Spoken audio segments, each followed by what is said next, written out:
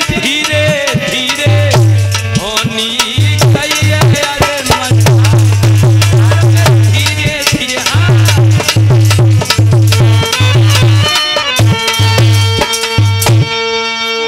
मेरे प्यारे भक्तों, अब देव ऋषि नारद नारायण का जाप करते हुए स्वर्ग लोक से और मृत्यु लोक की तरफ को धाये। उन्होंने एक आश्चर्यजनक बात देखी।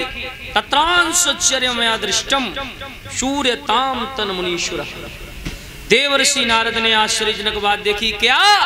एक तरुणी दो बूढ़े पुरुषों के साथ रुदन करती है और वह दोनों बूढ़े पुरुष अचेत पड़े हुए हैं। देव ऋषि नारद ने जाकर के दोनों हाथ जोड़ लिए और कहने लगे, हे देवी आप कौन हो?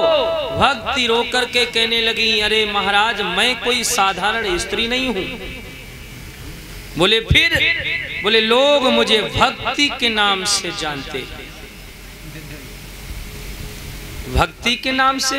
हाँ। बोले फिर आप रुदन क्यों कर रही हैं?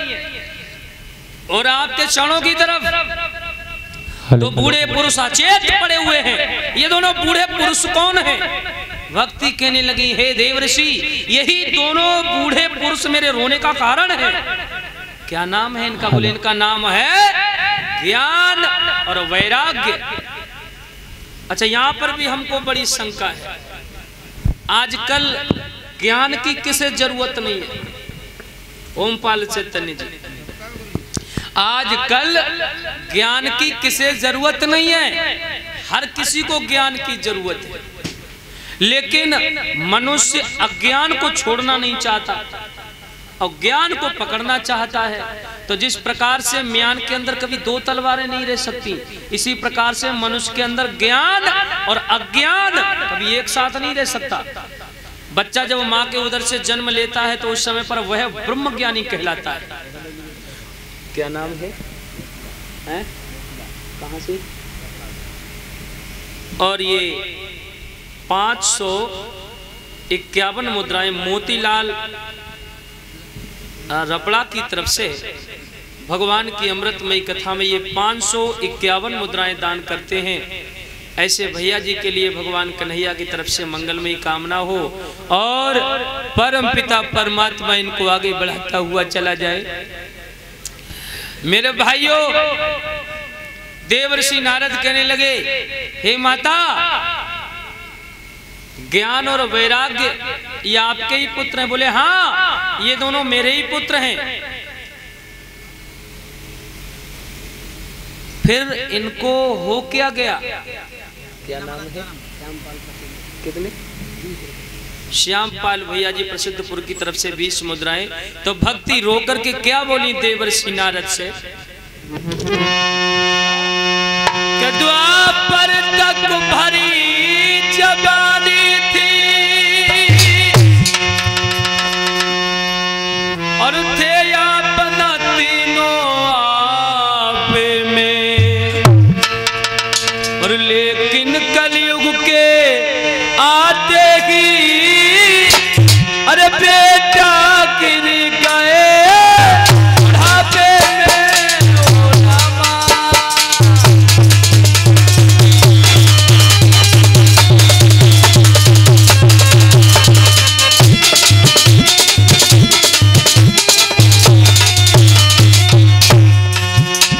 द्वापर तक भरी जवानी थी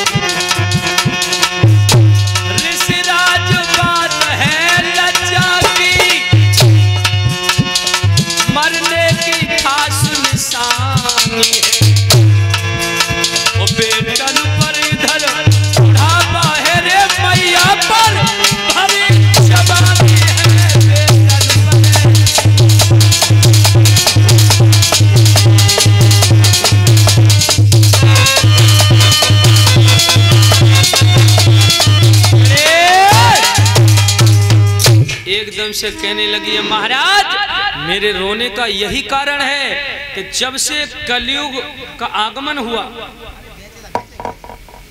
तब से मैं तो तरुण अवस्था को प्राप्त हो गई हूँ, लेकिन मेरे दोनों बेटे वृद्ध अवस्था को प्राप्त हो गए हैं। अब देवर्षि नारद ने 4 वेद 6 शास्त्र 18 पुराणों के मंत्रों के द्वारा जल लिया और 3 बार आचमन करने के बाद जो जल के छींटे मारे, ज्ञान और वैराग्य थोड़ा थोड़ा हिले तो, लेकिन फर्क कुछ नहीं पड़ा। देवर्षि नारद कहने लगे, हे माता अब आप चिंता न करिए, इनकी व्यथा मिटाने के लिए चाहे मुझे कुछ भी करना पड़े मैं करने के लिए तैयार हूं। अब देवर्षि नारद वहां से चल देते हैं और ये पहुंचे बद्रिका आश्रम में। हाय हाय, जहां एकाग्र चित्त से कोमल हृदय वाले 4 ऋषि विराजमान हैं, जिनका नाम है शनक, सनंदन, सनातन, सनत कुमार। लिखा भी है, एकादपि विशालायाम चतवार ऋषियो मलः शत संगार्थ समायत दद्रम नारदम। बट के वृक्ष के नीचे बैठकर एकाग्र चित्त होकर के कोमल हृदय वाले 4 ऋषि वहां भगवान का भजन कर रहे हैं। देवर्षि नारद को जैसे ही आता हुआ देखा, चारों ऋषि हाथ जोड़ करके कहने लगे, अरे देवर्षि आज हमारे पास आने का कौन सा कारण है? देवर्षि नारद कहते हैं, प्रभु भक्ति की सारी व्यथा उन्होंने सुना दी। बोले हम तो आने को नहीं थे, लेकिन इस प्रकार से मुझे भक्ति ने इतना मुग्ध कर दिया है कि आपके पास आने के लिए मजबूर हो गया। और जो भक्ति का वृत्तांत देवर्षि नारद ने सनक, सनंदन, सनातन, सनत कुमार को सुनाया तो चारों ऋषि कहने लगे, अरे भाई हाँ, यदि कुछ दिन के लिए करना चाहो निरोग तो बस श्रीमद् भागवत का कर चलो प्रयोग। अगर उनके लिए कुछ दिन को निरोग्य करना चाहते हो तो सिर्फ श्रीमद् भागवत कथा के आख्यान को सुनवा दीजिए। देखिए ये भागवत कथा बहुत बड़ी चीज है, लोगों का उद्धार हुआ है इससे। परीक्षित महाराज जी, लोगों का इस भागवत कथा से उद्धार हुआ है। मेरे भाइयों, अब देवर्षि नारद आते हैं और एक बड़ा सा मंच बनाते हैं, भागवत कथा को प्रारंभ करवाते हैं। तो जैसे ही भागवत मंच पर आसीन होते हैं, ऐ प्यारे भक्तों, तो देवर्षि नारद क्या देखते हैं कि भक्ति नृत्य करती हुई अपने दोनों पुत्रों के साथ में भगवान का गुणगान करती हुई, नृत्य करती हुई भागवत सभा में विराजमान होती हैं और एक गीत भी गाती हैं। क्या? आजा